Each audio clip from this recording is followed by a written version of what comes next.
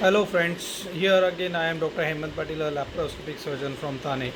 Today I'll just brief you about one of the commonest diseases we encounter, that is called as gallbladder stones. So we'll just see that what is mean by gallbladder, where it is situated, what are the functions, how the stones forms, and what is the treatment for the line for this. So gallbladder. See, gallbladder is one of the pear-shaped organs which is situated on your right side of the abdomen, below the inferior surface of the liver, in between the right and left lobe of liver. See, gallbladder is, as I said, pear-shaped organ. It is a sac-like a structure. It has got a capacity of around 30 to 50 ml to storage the bile. Normally, it is around 10 centimeters long and 3 to 4 centimeters in diameter. The wall thickness of the gallbladder is around 2 to 3 mm. So there are different parts of the gallbladder.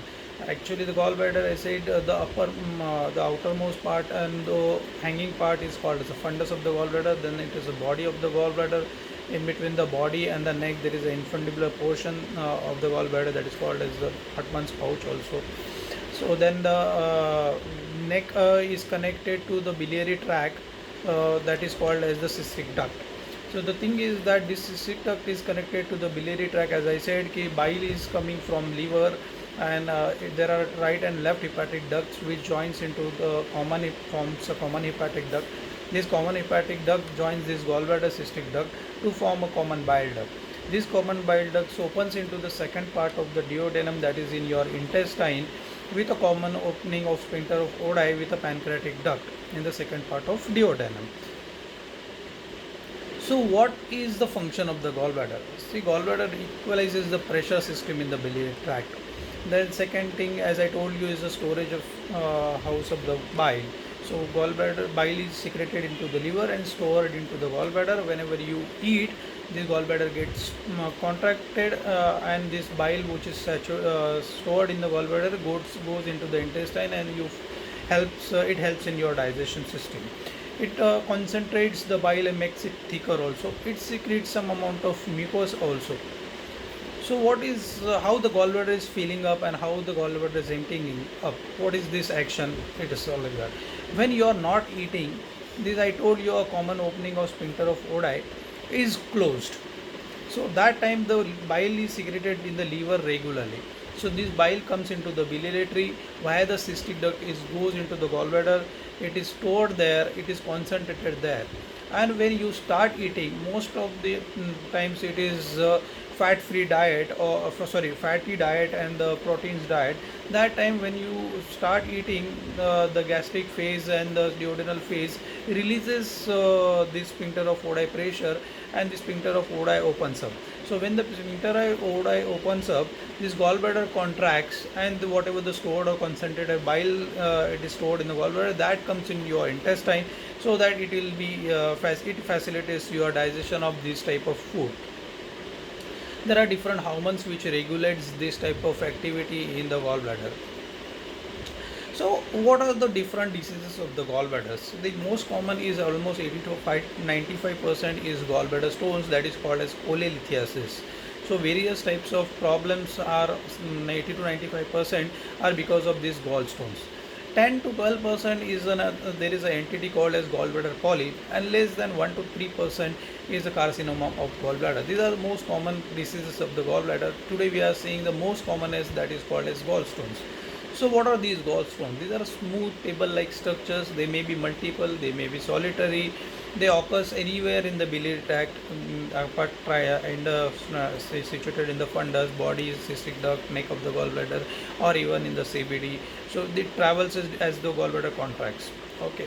The thing is that there are 2 or 3 main types of gallbladder stones. One is almost 80 to 85% is formed by cholesterol stones. That means it is formed by the cholesterol crystals. The other thing is called as pigment stones. The pigment stones are formed by the bilirubin pigments, and there are third type of stone. It is mixed stones. Okay, so these are cholesterol stones are formed with excessive cholesterol. Bilirubin is when the bilirubin is high in the content of the bile. So that can be seen in hemolytic anemias, liver cirrhosis, short gut bowel syndrome. So whenever there is excessive destruction of the RBCs like ITP, hemolytic anemias. So what are the reasons to form these gallstones?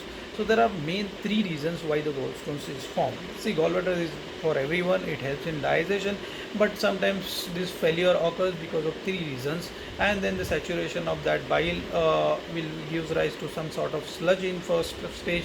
Second stage it may have some small gravels, and the third stage it may have larger stones.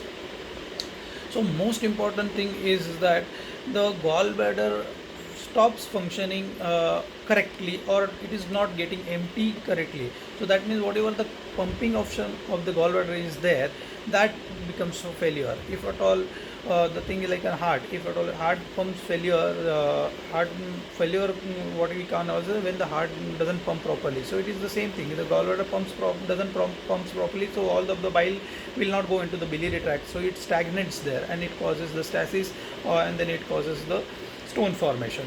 So there is another reason is excessive cholesterol in your body. So that we have got liver enzymes which will regulate this cholesterol or destroys this cholesterol in the liver. But the thing is that if at all too much of excess cholesterol is there, either dyslipidemia is there, either you are too obese, either you have got very high content of fatty or starchy fluid in your diet, then this cholesterol it doesn't get absorbed or disrupted in this whatever the hormonal pathway is there. So this excess cholesterol goes into the bile and stagnates in the gallbladder, and it forms the stones. Then second, third reason is an excess of bilirubin. As I contain, say bilirubin is a metabolic product of the RBC's destruction. So it can happen in a patients with liver cirrhosis, biliary tract infection. It can happen with hemolytic anemias, or there is a RBC's destruction in that type of diseases. Now, what are the risk factors? Who are at risk for forming these gallstones or suffering from these gallstones? So there are 5F, it is called as, that is fatty, fertile, female in their 40s or 50s. Nowadays we are seeing this in an early stage of life also. But when you are too much of fat, you are obese, obesity is one of the factor. Fertile female is a factor. It is an all demonstrated factors.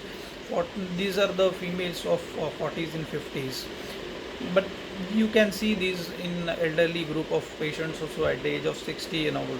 Patients who are overweight, pregnant women, postpartum period, they may suffer, or even during pregnancy they may have gallstones.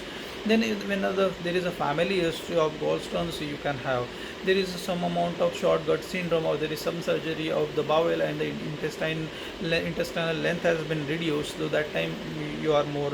If you are diabetic, there is more chance of infections and forming this type of gallbladder stones. So what are the clinical presentations? So clinical presentations will depend upon where exactly the stone is there and what it's causing a problem.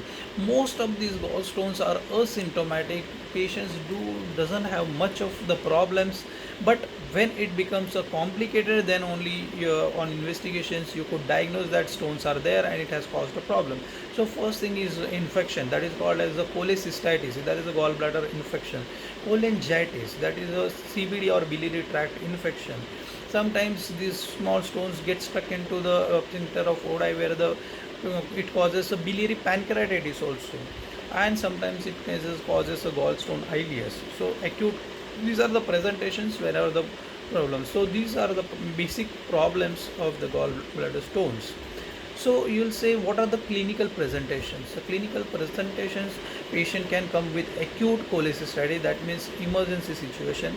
Patient may have a chronic cholecystitis, that means a recurrent abdominal pain. Then you do investigations and you diagnose it as a gallbladder disease, stone disease. Third thing is an acute and a chronic problem.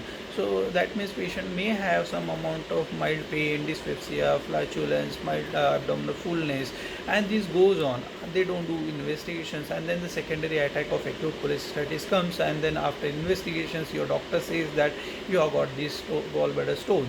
Stone doesn't form in a day, but your presentation may be in an acute situation that will lead to your proper diagnosis.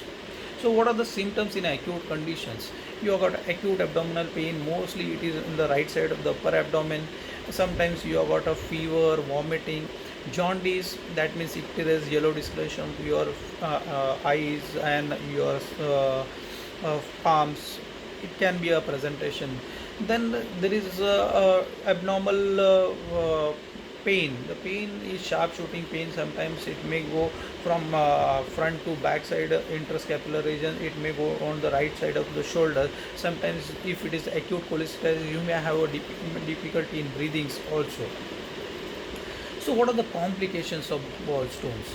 So complications are related to gallbladder itself and complications caused by stones in the other organs also. So gangrenous, you must have seen that this gallbladder is acute cholecystitis. Sometimes this gallbladder becomes gangrenous, so it is called as gangrenous cholecystitis. Sometimes that bile is converted into the pus, then it is called as the empyema of the gallbladder. Then sometimes there is a gallbladder is too much distended, it presses on the common bile duct and causes a Meniere's syndrome. Sometimes this Meniere's syndrome from grade 1 to grade 4 it is can cause a fistulization also. See, sometimes this infection goes into the liver and causes a portal pyemia and cholangitis. Sometimes these gallstones get stuck into the common bile duct. That time patient may have the obstructive jaundice. Sometimes these gallstones may get stuck into the lower end of the CBD where the common opening of the pancreatic duct and the CBD is there, that is sphincter of Oddi. That time this regurgitated bile causes acute pancreatitis also. That is a little serious conditions, but nowadays we are treating it very nicely. So what are the diagnoses for this type of gallstones? So most importantly, when the patient comes with an emergency situation, the clinician will always have a suspicious on their clinical grounds and examinations and history taking. But blood investigations are important when we do a CBC, that is complete blood count. WBC is a white blood cell count that may be raised in an infection signs of infection. CRP is C-reactive protein, which shows the amount of the sepsis in the body. Liver function tests are mandatory, that will tell us what the liver function has been affected, if the patient has got jaundice or not. Then the amylase will serum amylase levels will rule out the pancreatitis in that acute situation. So important thing is diagnosis is ultrasonography of the abdomen. So that will tell us whether the how much many stones are there, what are the size of the stone, whether the stone is stuck into any part of the gallbladder or in the biliary system. Is there any infection of the gallbladder wall? It is thickened or not? Is there any pus collection or fluid accumulation here around the gallbladder? That is called as a pericystic cholecystic fluid collection. Sometimes that may tell you the details of the biliary tract, but sometimes if your symptoms are not matching or it is too high symptoms, you may do MRCP, that is magnetic resonance cholangiopancreatography. That will give us the details of the biliary tract, including the liver, parenchyma, the pancreas and the gallbladder itself. Sometimes, rarely we do a HIDA scan to know whether this gallbladder is functioning or not in a calculus cholecystitis. So once you have diagnosed this problem, the surgery is the only treatment of choice. Surgery you may do emergency situation if the patient presents early, or you can give the conservative treatment for the time being and then prepare a patient for elective surgery. Surgery is the removal of the gallbladder, can be done in two ways, that is an open surgery and laparoscopic surgery. But our last 20 years or 2 decades, you can say gallbladder laparoscopic cholecystectomy is considered as a gold standard surgery. So what are the advantages of this laparoscopic surgery? As it is a minimal invasive surgery, there is definitely a less blood loss, hardly 3 or 4 small holes we do and trocas we use, that is in a standard lap cholecystectomy. So there are very it can you can call it a scarless surgery. Sometimes, most of the times, if at all it is not an acute position, we can do a seal surgery, that is called as a single incision laparoscopic surgery. It is very cosmetic, as these are very small holes and there is no blood loss. Many invasive surgery, your pain is very less. So within 24 hours your pain may vanish, which was very acute. The thing is that because of these all advantages, your hospital stays is markedly reduced. Within 2 or maximum 3 days in a routine situation, you can go home, and within 5 or 4 days, once you are settled completely, you can resume your activities very much faster. So there is no problems as such, unless there are situations which are little complicated situation where only few percent of time 1 or 2% nowadays we can do a conversion, but nowadays as experience is there, we are mostly doing all the surgeries by laparoscopy. So if at all you have got any queries regarding this gallbladder stone disease or any questions you want to ask, you have got my number. You can WhatsApp me all your queries and questions. Is Dr. Hemant Patil, advanced laparoscopic surgeon from Thane. My mobile number for WhatsApp is 98201 96744. Thank you.